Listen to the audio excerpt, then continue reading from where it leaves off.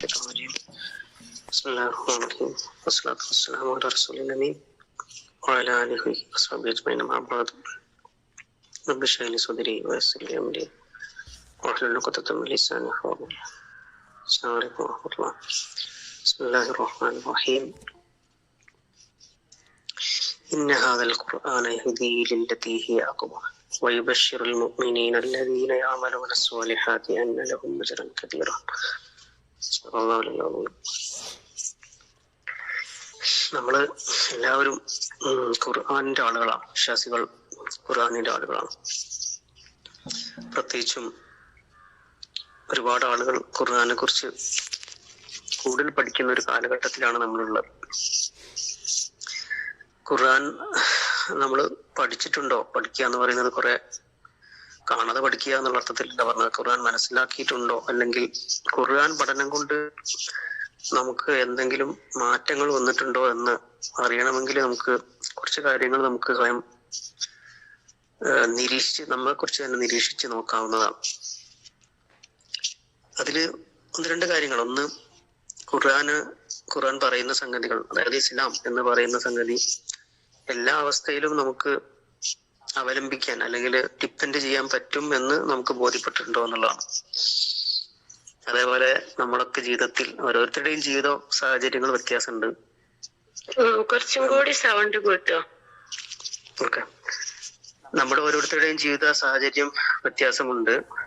അതിന്റെ കൂടെ നമ്മുടെയൊക്കെ ജീവിതത്തിൽ ഓരോ ദിവസവും ഓരോ കൊല്ലവും ഓരോ ജീവിത കാലഘട്ടത്തിലും ഒക്കെ ഭയങ്കര വ്യത്യാസമുണ്ട്. പക്ഷെ ആ ഓരോ മാറ്റത്തിലും നമുക്ക് ഖുർആൻ കൂടെ കൊണ്ട് നടക്കാൻ പറ്റും.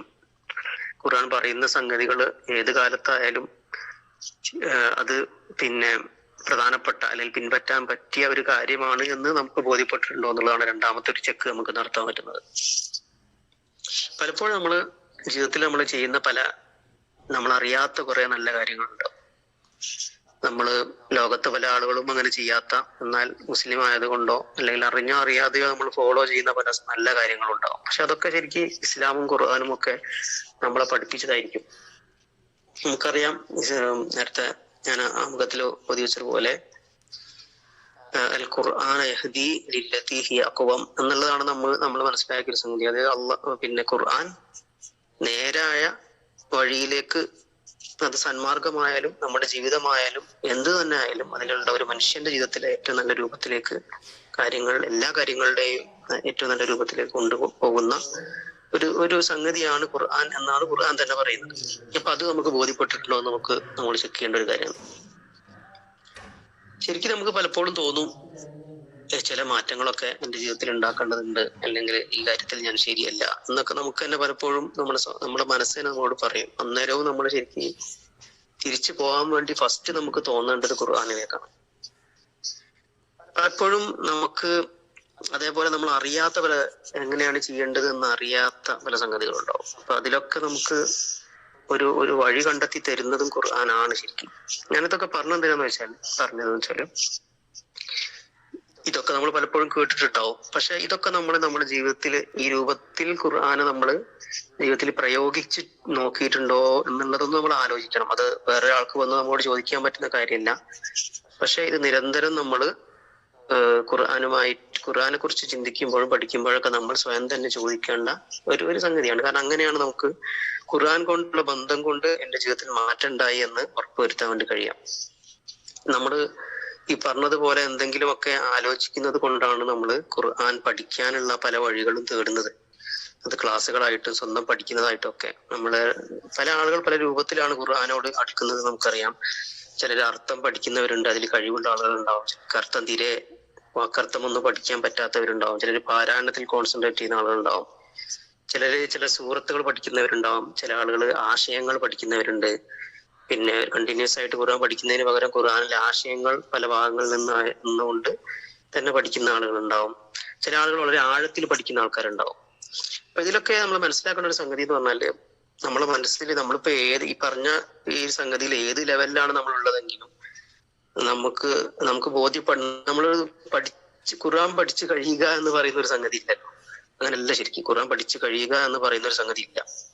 നമ്മൾ പറഞ്ഞ ഏതെങ്കിലും ഒരു ഘട്ടത്തിലാണെങ്കിൽ അടുത്തൊരു ഘട്ടം നമ്മുടെ മുന്നിൽ തുറന്നിട്ടുണ്ടാവും. ഇനി ഒരു തഫ്സീർ മൊത്തം വായിച്ച ആളാണെങ്കിലും വേറൊരു തഫ്സീർ വായിക്കുമ്പോൾ പുതിയൊരു ഐഡിയ കിട്ടും. ഇനി ഒരു 2-3 തഫ്സീർ വായിച്ചു കഴിഞ്ഞ ആളാണെങ്കിൽ ഒരു 10 വർഷം കഴിഞ്ഞ് വായിക്കുന്ന സമയത്ത് വേറെ കുറെ സംഗതികൾ അയാൾക്ക് പഠിക്കാൻ കിട്ടും എന്നുള്ള സംഗതിയൊക്കെ നമുക്കറിയാം. അപ്പൊ ഞാനിതൊക്കെ പറയുന്നതെന്ന് പറഞ്ഞാല് അത്രയും വലിയ സാധ്യതകളുള്ള, നമ്മള് ചിന്തിക്കേണ്ട, പിന്നെ അതേപോലെ നമ്മൾ ഇതിന്റെ വഴികളിലൂടെ പോവുകയാണെങ്കിൽ അത് എന്താണ് എന്റെ ജീവിതത്തിൽ മാറ്റം ഉണ്ടാക്കിയെന്ന് നിരന്തരം ആലോചിക്കേണ്ട ഒരു സംഗതിയാണ് ഈ ഖുർആൻ എന്ന് പറയുന്നത്. പ്രത്യേകിച്ചും ഈ ഒരു സംഗതി ഇപ്പം പറയാനുള്ള ഒരു കാരണം എന്താന്ന് പറഞ്ഞാല് റമദാനാണ് വരുന്നത്. കഴിഞ്ഞ ആഴ്ച പറഞ്ഞതുപോലെ കുറഞ്ഞ ദിവസങ്ങളാണ് റമദാനിലേക്കുള്ളത്. നമ്മൾ റമദാനിലേക്ക് അങ്ങനെ ഓടി അടുത്ത് എത്തുന്നതിന് പകരം പ്ലാൻ ചെയ്ത് എത്തുന്നത് എപ്പോഴും നന്നായിരിക്കും. അപ്പൊ അതിൽ 1-2 കാര്യങ്ങൾ ഖുർആനെ കുറിച്ച് നമ്മൾ ഒരു മാസം നമുക്ക് ചിന്തിക്കാവുന്ന 2-3 കാര്യങ്ങൾ മാത്രം പറഞ്ഞുകൊണ്ട് നിർത്തണം. അതിലൊന്ന്, നമ്മൾ പഠിക്കുന്ന, നേരത്തെ പറഞ്ഞ പോലെ വായിക്കുന്നതാവാം, പഠിക്കുന്നതാവാം, ആഴത്തിൽ പഠിക്കുന്നതാവാം, എന്ത് തന്നെ ആയിരുന്നാലും നമ്മൾ ഒരുപാട് സംഗതികൾ മെസ്സേജ് ആയിട്ടും ഓഡിയോ ആയിട്ടും പിന്നെ വായനായിട്ടും ഒക്കെ നമ്മൾ ചെയ്യുന്നുണ്ട്, കേൾക്കുന്നുണ്ട്, പഠിക്കുന്നുണ്ട്. പക്ഷെ അതൊക്കെ നമ്മൾ ഗ്രഹിക്കുന്നുണ്ടോ എന്നത് എപ്പോഴും നമ്മൾ ചിന്തിക്കേണ്ട ഒരു കാര്യമാണ്. കാരണം അങ്ങനെ ചെയ്യുന്നില്ലെങ്കിൽ അത് അപകടമാണ്. ഒന്നാമത് അത് അപകടമാണ്, കാരണം അള്ളാഹിന്റെ അടുത്ത് നമ്മൾ മറുപടി പറയേണ്ടി വരും. രണ്ടാമത്തെ ഒരു സംഗതി എന്ന് പറഞ്ഞാല് അത് നമുക്ക് സമയത്തിന് നഷ്ടമാണ്. നമ്മൾ അങ്ങനെ വെറുതെ കുറെ ഖുർആന് വേണ്ടി സമയം കളഞ്ഞിട്ട് പിന്നെ അതിന്റെ അർത്ഥം എന്ന് വെച്ചാൽ നമുക്ക് നമുക്ക് അതിൽ നിന്ന് കിട്ടേണ്ട രൂപത്തിലുള്ള പ്രതിഫലം കിട്ടിയിട്ടില്ലെങ്കിൽ നമുക്ക് സമയം നഷ്ടമാണ് എന്നാണ് ഉദ്ദേശിച്ചത്. പാരായണം ചെയ്യുന്ന ആളുകൾ പാരായണം ചെയ്യേണ്ട എന്നല്ല, അതിനുള്ള കൂലി ഉണ്ട് നമുക്കറിയാം. പക്ഷെ അത് അറിഞ്ഞുകൊണ്ട് കൂടുതൽ മനസ്സിലാക്കിക്കൊണ്ട് ചെയ്തു കഴിഞ്ഞാൽ അങ്ങനെ സംഗതി ഉണ്ടല്ലോ. അപ്പൊ ഇതിപ്പോ എന്തിനാ പറയണെന്ന് പറഞ്ഞാല് നമ്മള് ഒരു മാസം നമുക്ക് സമയമുണ്ട്, നമുക്കറിയാം റമദാനിലേക്ക് നമ്മൾ എത്തും, റമദാനിൽ കുറച്ചുകൂടി നമ്മൾ ഖുർആനുമായിട്ട് അടുക്കും. പക്ഷെ അതിലൊക്കെ ഒരു ചെക്ക് നമ്മളിപ്പോഴേ നമ്മൾ ചെയ്യുക എന്നുള്ളതാണ്. അതേപോലെ തന്നെ നമ്മളിപ്പോ ഒരുപാട് കാര്യങ്ങൾ പഠിച്ചു. ഇപ്പൊ നമ്മൾ ഒരു വർഷം എടുക്കുക, 2 വർഷം എടുക്കുക, പിന്നെ നോക്കി കഴിഞ്ഞാൽ ഒരുപാട് കാര്യങ്ങൾ ഖുർആനിൽ നമ്മൾ കാര്യങ്ങൾ പഠിച്ചു. പക്ഷെ അതൊക്കെ അതിനോട് എന്തെങ്കിലും മാറ്റം എന്റെ ജീവിതത്തിൽ ഉണ്ടായിട്ടുണ്ടോ ഒന്ന് ആലോചിക്കേണ്ട സമയമാണ് ഇപ്പൊ. ഉണ്ടായിട്ടില്ലെങ്കിൽ, മാറ്റം ഉണ്ടായിട്ടില്ല, അതിന്റെ അർത്ഥം എന്താന്ന് പറഞ്ഞാൽ ചിലപ്പോൾ നമ്മൾ ഒന്ന് മെല്ലെ പോകേണ്ടി വരും. ചിലപ്പം ഒരു ദിവസം പഠിച്ച് നമ്മൾ അടുത്ത ദിവസം ജസ്റ്റ് ഒന്ന് റിവൈസ് ചെയ്യേണ്ടി വരും. അല്ലാതെ വെറുതെ നമ്മളിങ്ങനെ വായിച്ചു പോയിട്ട് അല്ലെങ്കിൽ കേട്ടു പോയിട്ട് അതുകൊണ്ട് കാര്യമില്ല എന്നാണ് പറഞ്ഞത്.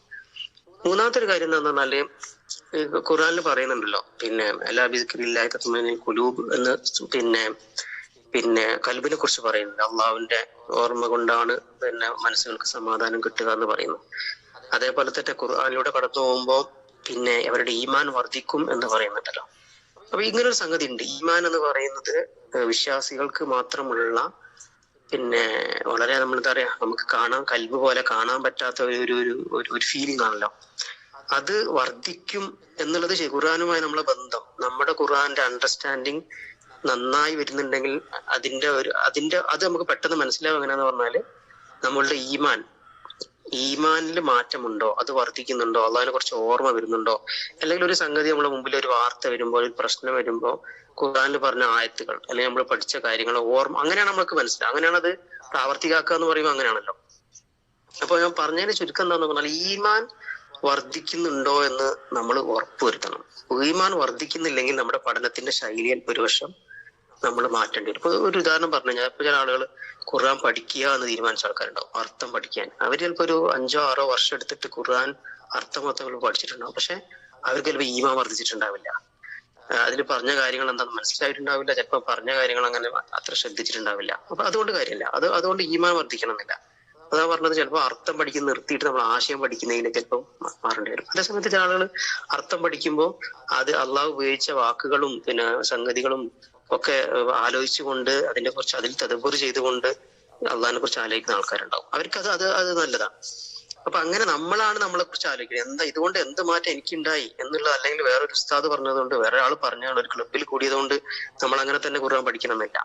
ഈമാൻ വർദ്ധിക്കുന്ന രീതിയിലുള്ള ഖുർആൻ പഠനം ആക്കിയെടുക്കാൻ വേണ്ടി നമ്മൾ ചെയ്യാവുന്നതാണ്. അതേപോലെ തന്നെ ഇതുകൊണ്ട് അള്ളാഹിലുള്ള ബോധം നമുക്ക് വരുന്നുണ്ടോ എന്ന് നോക്കുക എന്നതൊക്കെ വളരെ പ്രധാനപ്പെട്ട സംഗതിയാണ്. അപ്പൊ സത്യത്തിൽ ഇങ്ങനെയൊക്കെ ഉള്ള സംഗതി